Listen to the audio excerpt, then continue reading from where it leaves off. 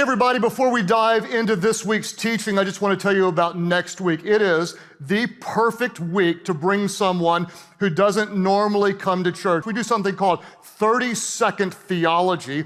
What we do is let amazing commercials actually illustrate teaching from God's Word. At all of our live churches, all the campuses, they're gonna have different games and food and all sorts of fun. Believe me when I tell you, it is the perfect week to bring someone that doesn't normally come to church. Next week, 30-second theology. Now let's go to week number 4 of Selfless.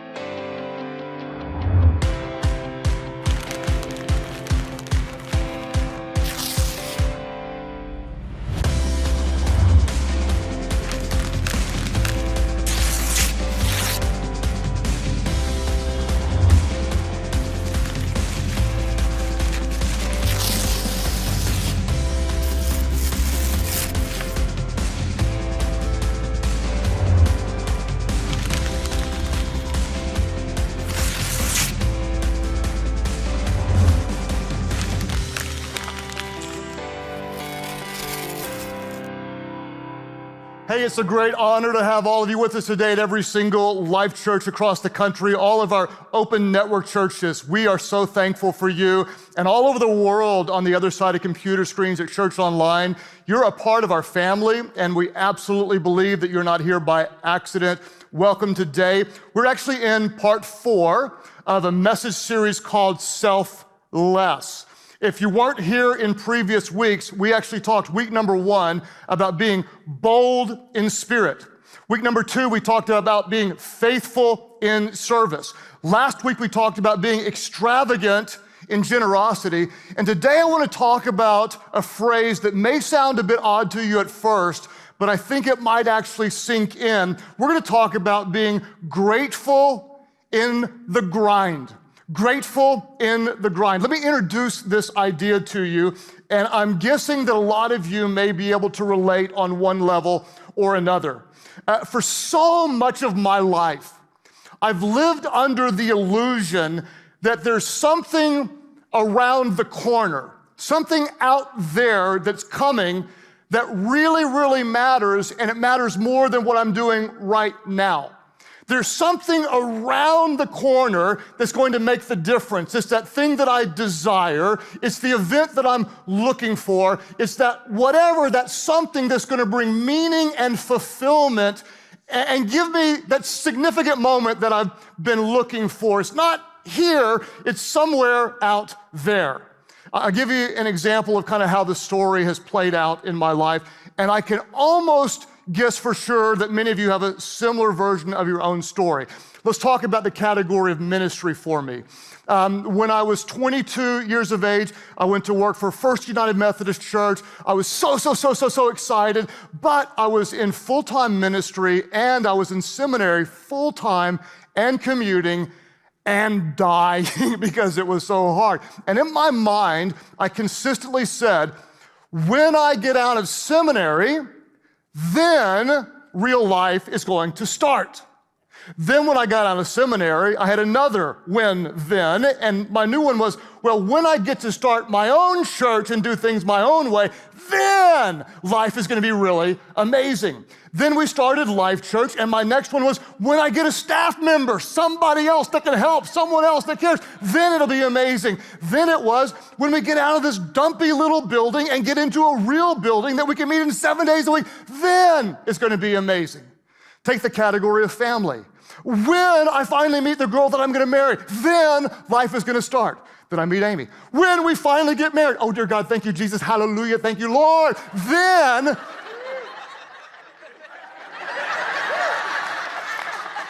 life is going to start. When we have our first baby, that's when our family is going to be amazing. When our first baby gets out of diapers, then it's going to be incredible. Now they're growing up. When they're in college, and when they're out of college, we'll eat again. All these different things. When, then, and I found myself, whatever season I was in, wishing the current season away, waiting for the next one to come. One day, just around the corner. There'll be that something, that achievement, that accomplishment, that friendship, that possession, that vacation. There'll be that something that fills the emptiness on the inside. But around every corner, there was just another challenge, another goal, another vision, another dream, or another perceived prize. I've lived long enough now to kind of look back and to see a real weakness in my own life. And what I've noticed is for so much of my life, I've been pursuing what I want, my dreams, my passions, my goals. And whatever it is that I get, there's got to be something else out there that's better than what I have right now. And what does culture do? Culture totally and completely feeds into this mindset, right? What is every commercial, every advertisement, everything you see on social media, it all just kind of says, gratify yourself, indulge yourself, get whatever you want, you deserve it. Treat yourself, right? The problem is, Jesus said, if you want to follow me, you don't treat yourself, but he said, you deny yourself. That's what he said. He said, if you want to be my disciple, you don't indulge yourself, you deny yourself. Then he said, you take up your cross, a metaphor, a picture to say, you're actually dying to your own fleshly desires so you can live by my Spirit. And then he said, then you follow me.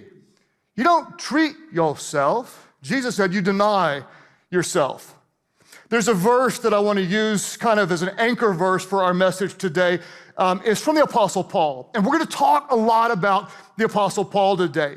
He says this in 1 Corinthians 10, verse 31. He says, whatever you do, let's all say that aloud. He said, whatever you do, say it aloud. All of our churches, whatever you do, what did he say? He said, do it all for the glory of God. Whatever you do, whether you're doing laundry, you're picking up your kids from their events, you're running errands for your boss, you're doing something that isn't that big of a deal, whatever you do it for the glory of God. When I look at so much of my life, if I'm really honest, whatever I do is mostly for me. I want to do what makes me happy. I want to do what makes me feel good. I want to do what fulfills my dreams. I want to do what fulfills my wants and desires. I want to do what I want to do. I want to gratify myself. And Jesus says that you deny yourself. Whatever you do to really have meaning in life, you do it for the glory of God. And here's what I'm beginning to recognize, this truth, that the prize isn't out there somewhere. The prize isn't what you accomplish occasionally. The prize is in what you do daily when you do it for the glory of God. Let me say this again because I really want it to sink in. The prize isn't what you accomplish occasionally. I got the raise, I got the thing. The prize isn't in what you accomplish occasionally. The prize is in what you do daily when you do it for the glory of God. So I want to ask you 3 questions, and I'll tell you in advance that these questions are going to become statements that are going to drive everything that we talk about in our message today. What if? What if? What if? What if? What if the work is the reward? What if the prize is in the process? What if you can be grateful in the grind? What if whatever you do, you can find meaning and fulfillment and divine satisfaction when you do it all for the glory of God. I want to show you a text that's it's very personal to me by, again, the Apostle Paul. 1 Corinthians 15, starting in verse 9, this is what Paul says. He's kind of being transparent and maybe a little bit vulnerable. He says, I'm the least of the apostles, and I don't even deserve to be called an apostle because I persecuted the church of God. In other words, before I was a Jesus follower, I was really, really bad. I hated Christians so much I even killed them. He says, but, everybody say but. He said, but by the grace of God, I am what I am. And his grace to me was not without effect. But, this is my story, by the grace of God, I am what I am because his grace to me was not without effect. For many of you, that's your story. You weren't good, you weren't faithful, you weren't always righteous, but by the grace of God, you are now what you are, not because you're good, but because he was good. Now you are becoming who he wants you to be because his grace for you was not without effect. The sad thing is, there are some of you that are here today that his grace has been without effect because it hasn't yet touched your heart. You haven't yet been changed by it. And the good news is you are in the right place at the right time to be available to the work of God. And maybe your story might become but by the grace of God, I am now who I am. Paul goes on to say this, and I love what he says. He says, no, I worked harder than all of them. I am only what I am by the grace of God, and I worked harder than any of the rest of them, yet not I, but the grace of God that was with me. What did he just say? I wasn't any good, but the grace of God transformed me. And because of who Jesus is, and because of what he did, I worked hard. I worked harder than the rest of them. But it wasn't me doing the work. It was the grace of God through me doing what God called me to do. I worked harder than all of them. That verse ministers to me on so many different levels. What I like about it is I don't think Paul was bragging. I don't think he was complaining. I think he was just stating the truth. Matter of fact, by the grace of God, I just worked hard. I've been so transformed by Jesus because of who he was and what he did. I just got to work. Whatever I did, I was doing it for his glory. I worked harder than all of them. I can't even begin to imagine the depths of the sacrifices that the Apostle Paul would have made. In fact, I would give anything if I could go back in time and be there with him and sit down just bro to bro, okay, by a fire pit. He's drinking wine, I'm drinking water because I don't drink wine. But he's had a couple of glasses and we're just chatting. I was like, unpack that for me, man. Tell me what you mean by that. Just got a guy, follower of Jesus to follower of Jesus. What do you mean you worked harder? And I can imagine him saying well, okay, I'm not bragging, but while other people went to bed, I probably stayed up a little later praying and strategizing. I got up a little earlier and got into the office, really to do things right for God. When most desired comfort, I realized that following Jesus was not going to be comfortable. I was beaten, I had to go on. Shipwrecked, well, you just move on. One time I was bitten by a poisonous snake. I didn't like that, but I shook that thing off, and he just kind of tells the story. While others took a shortcut, I always tried to do the right thing. I can just see it. I memorized so much of God's word. I hid it in my heart. I let it renew my mind. I focused on his word. If he wasn't being really humble, he could say, and I wrote a lot of the New Testament. But I'm just saying, I did that as well. I can imagine him saying, when I was in prison, I kept on working. I served Jesus even when I was in prison. When we went to cities that didn't have a single Christian, we managed to start churches in cities without a single Christian. We'd lead someone to Christ and someone else. We'd raise up leaders, and we didn't have a lot of resources. We just got the job done. I worked harder than everyone else. I think if you could look at this kind of objectively and step back, what you would find is you would probably say Paul was not wishing his current season away. Wherever he was all there. Whatever he did, he was doing for the glory of God. When he was in prison, he didn't say, one day, when I'm finally out of prison, then I can get back to doing what I'm called to do. No, he just said, whatever you do, I'm gonna do it for the glory of God. If there's someone chained up to me, I'm gonna be a witness to that person right now. Give me a pen, give me some paper. I'm writing the Philippians a letter because they need it. I'm just gonna do whatever I have to do. When he's shipwrecked, you know what he didn't say? Well, God let me down. I mean, I prayed for protection, and here I am shipwrecked again. He's like, you know what? We didn't die, so we might as well keep on going. God must still be with us. Whenever Barnabas turned on him, he didn't go, oh, I can't take it anymore. Christians, you can't trust any of them. I'm leaving the Sunday school class because Barnabas hurt my feelings.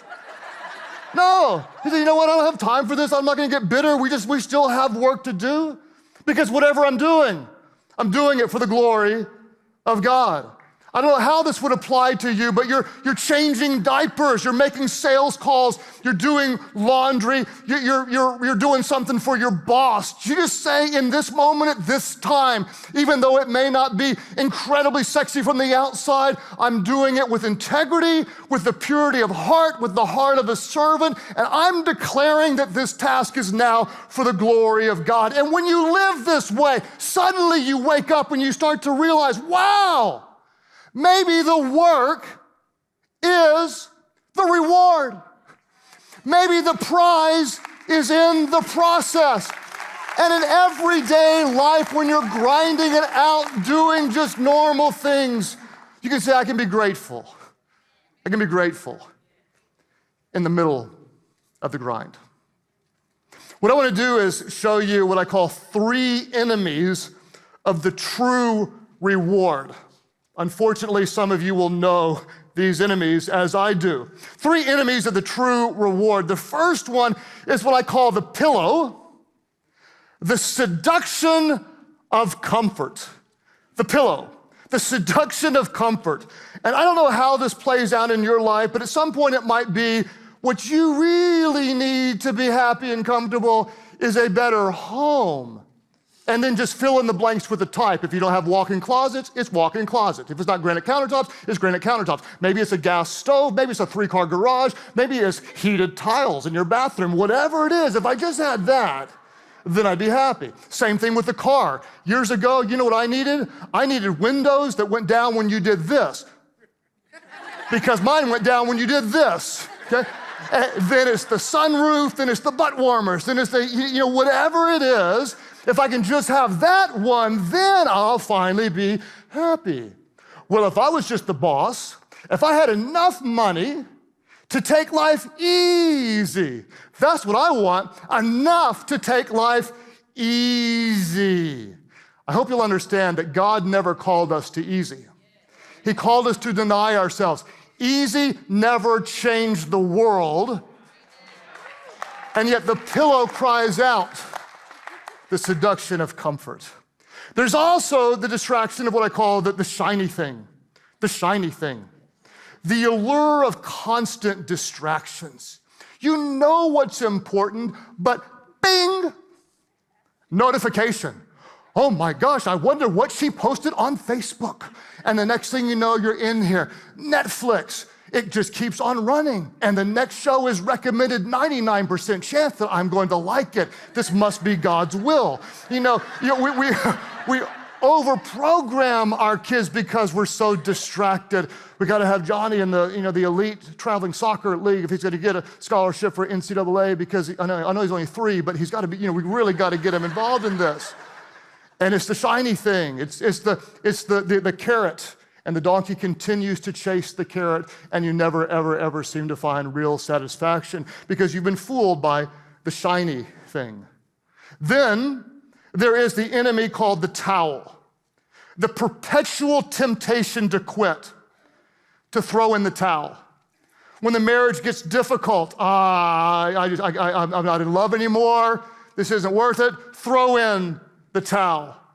trying to get our finances together, trying to get out of debt. Oh my gosh, it just broke. There's another bill.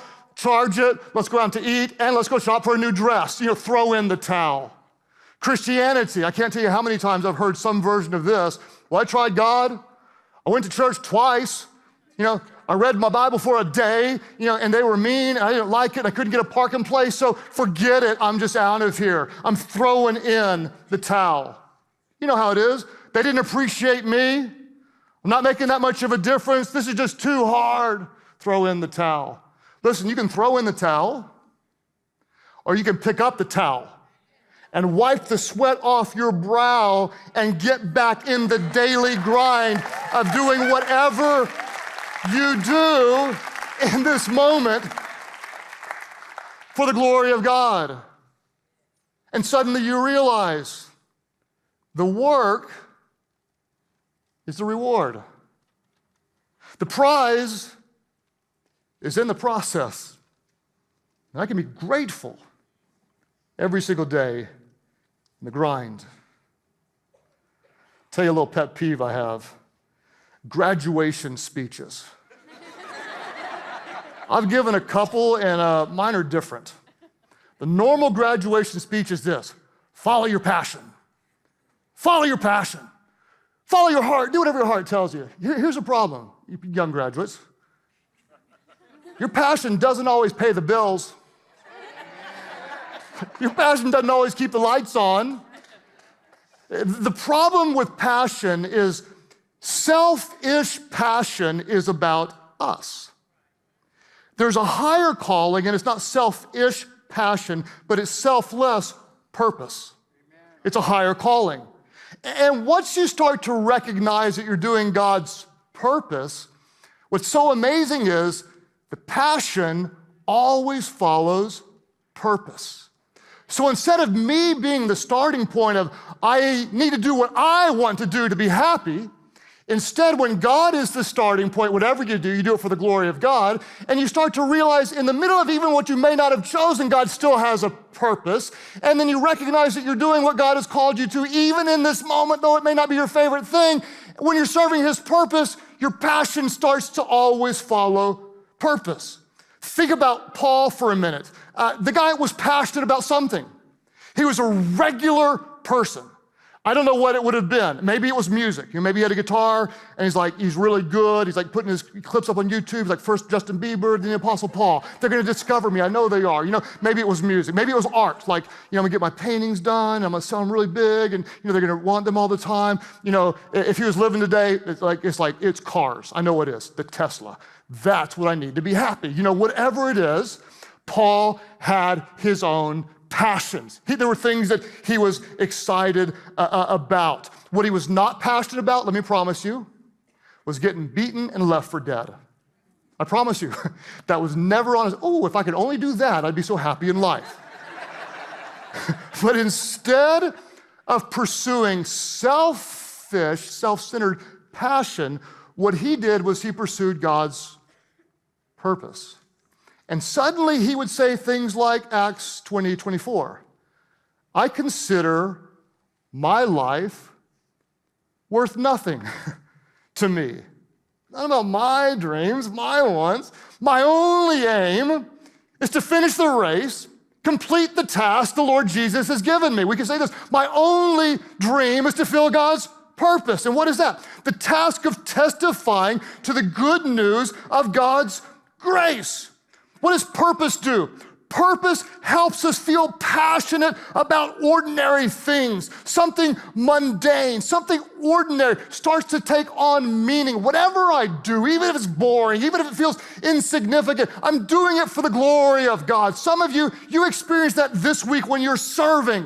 You found joy when you're simply making someone else coffee. When you're in the 2-year room holding a baby and you're praying over that 2-year-old. When you lead an 8th grade group of switch girls and you realize in this moment God is using me to pour spiritual life into the emerging generation. When you simply open up your home and provide a life group, a place for people to find spiritual connection. What normally seems ordinary becomes more extraordinary because it's not just a task, but it's a purpose directed by God, and passion always follows purpose.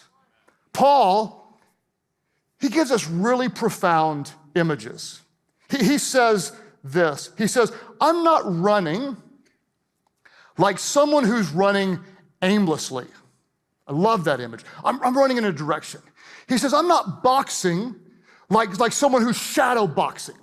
I'm in a real spiritual fight. He says, I run with purpose. This is what he said. I run with purpose in every single step. Imagine that. When I wake up, God, today, this is your day. This is the day the Lord has made. And whatever I do, whether it seems big, exciting, or small and insignificant, God, I am choosing to find purpose in this. I am doing this for your glory. I'm not running like a man running aimlessly. I'm running with purpose in every step. I'm directed by your Spirit. I'm empowered by your word. I'm loving people everywhere I go. When I walk into the room, the Spirit of God walks in the room with me. I'm a climate changer. I'm a people lover. I lift the moods of people. When I come into a dark room, light comes in with me. There's nowhere I go that I don't go on purpose. I go with the same Spirit that raised Christ from the dead dwelling within me. I walk in with purpose. I am here as an ambassador of the Most High God, the highest ranking diplomat sent from heaven to earth to represent the goodness and the love and the grace of God. This step is on purpose, and this step is on purpose, and my word of encouragement to you is on purpose, and this gift is on purpose. When I lift you up and when I love you, it's on purpose, because I don't do anything half-heartedly. Whatever I do, I'm doing it for the one who changed my life. You see, if you knew me before, you would think you're not good enough, but by the grace of God, I am what I am. And because of what he's done in me, you need to know, I work hard, but it's not me doing the work, it's the grace of God in me that's getting it done. Whatever you do, and I don't know who this is going to speak to, but when you're driving your kids all over town, you're doing it for the glory of God. When you're preparing for grad school or you're fighting to hold your marriage together, you're doing it on purpose, with purpose in every step for the glory of God. When you're crying with your spouse because you want to conceive and you cannot conceive, when you're caring for your aging parents, when you feel like you're called to do something more and you're stuck in a job that you don't love, when you're healing from a crushing disappointment, or when you're battling cancer, or when you're paying down debt, you're doing what you do for the glory of God, recognizing his purpose in the moment. And somehow passion seems to always follow purpose. The prize is not when you get the promotion. The prize isn't when you get the fancy car. The prize isn't when you go to the beach or to the mountains or to the place with the big mouse. The prize isn't when your 5-year dreams all come true, or when you get discovered, or when you finally make the big bucks. The prize is now. The prize is here. This is the day that the Lord has made, and because of the grace of God, I will rejoice and I will be glad in it. You see, life isn't about me. It's not about indulging myself, not about treating myself. It's about denying myself. And when I deny myself, guess what happens? Week number 1, I become more bold in spirit. Because we speak boldly about what we believe deeply. And because the grace of Jesus has so transformed me, I cannot contain his goodness, and people are amazed by my boldness. I also become faithful in service, because serving is not something that I do. A servant is who I am. I am a servant of the Most High God. And when I serve others, I am serving Christ. I am not trying to be the goat of this world. I'm trying to be great by serving, so that one day when I stand before Jesus, he will say, well done, my good and faithful servant. When I am selfless, I become extravagant in generosity. I give without holding back, because we truly believe, as followers of Jesus, that it is more blessed to give than it is to receive. Therefore, we lead the way with irrational generosity. And when I recognize that I have been transformed by the grace of God and for his glory, then whatever I do is not for me, but it's all for the glory of God as I run with purpose in every single step. And as I serve him faithfully in his purpose, the passion follows, because I'm not doing it for me, and I'm doing it all for him. And then one day I wake up in the middle of the mundane and the middle of the normal, and I say, God, I have experienced you here, and I am full of your goodness and overflowing with your joy, because I've discovered that the work is the reward. It's a joy to serve you and to sacrifice for your kingdom. The prize is in the process. You are with me. Your Spirit is guiding me and strengthening me. And I am grateful in the grind, finding joy in all things, rejoicing always, God, because your Spirit dwells within me, and you're working in all things to bring about good. So therefore, God, because I am selfless, denying myself, I can be grateful in the grind. And whatever I do, I will do it for your glory, because of who you are and what you've done for me. All of our churches, let's take a moment and pray together. Father, we thank you so much that I know your Spirit is speaking to people today in a way that will be powerful, God, and I hope life-changing.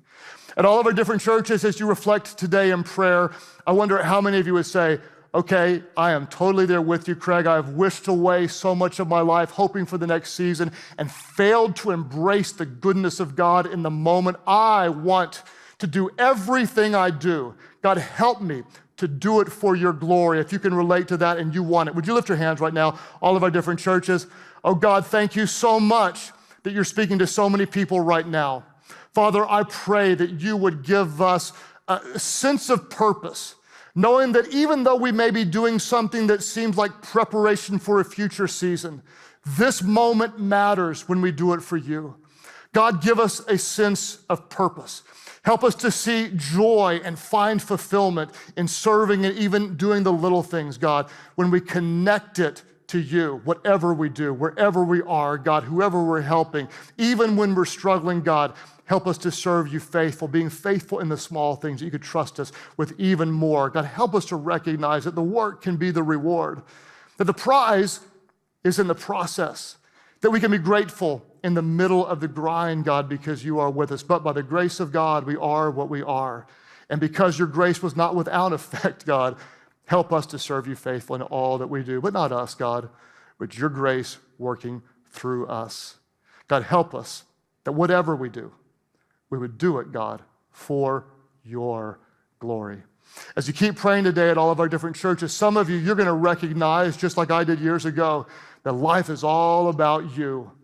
Man, when I look at my life, as I look back, I recognize it was all about my dreams, what I wanted. If there was anything to do with God, it was only what God could do for me. I came to recognize that Jesus, who he was, what he means, he is the sinless Son of God. He was selfless in every single way, that while we were still sinning, Christ was obedient even to death on the cross. He died in our place, the sinless one, for us who are guilty. On the third day, God raised him from the dead. Why? So that he would defeat death, hell, and the power of the grave, so that anyone, and this includes you, who calls on the name of Jesus, the name that is above every name. When you call on the name of Jesus, you would be saved. Every sin you've ever committed, forgiven by God, transformed in a moment by the grace and the goodness of God. Up to now, his grace may have been without effect, but in this moment, you're going to say, I've been transformed. Forgiven, made completely new, not because you're good, but because he's good. But by the grace of God, you're about to be transformed. All of our churches, those who say, yes, I need his grace, I need his forgiveness. Life is not about me. I turn from my sins. I turn toward him. I give my life to him. That's your prayer. Lift your hands high right now.